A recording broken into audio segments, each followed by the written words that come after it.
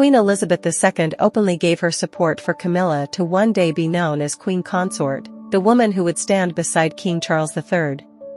For Camilla, this was a sweet ending after decades spent living under the shadow of controversy. However, for many people, that happiness would always bring back the memory of one name, a woman who never had the chance to fulfill the destiny many once believed was hers. Diana. It all began more than 5 decades earlier, when Prince Charles fell in love with Camilla Shand. However, as the heir to the throne, Charles faced enormous expectations from the royal establishment.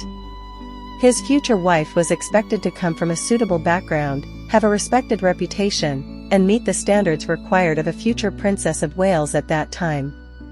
Camilla was not considered the right choice. Their relationship came to an end, and Charles lost the woman he loved. Not long after, the attention of the palace turned to a young aristocrat who seemed almost perfect. Lady Diana Spencer. Young, elegant, from an aristocratic family, and seen as the ideal image of a future royal bride. On July 29, 1981, Charles and Diana married in a wedding watched by hundreds of millions of people around the world. To many, their story looked like a fairy tale coming true. But behind the grandeur and celebration, their story was never truly a fairy tale. Charles's relationship with Camilla never completely disappeared. The marriage between Charles and Diana slowly became filled with disappointment, arguments, and betrayal. In the interview that would later be remembered around the world, Diana famously said, "There were 3 of us in this marriage."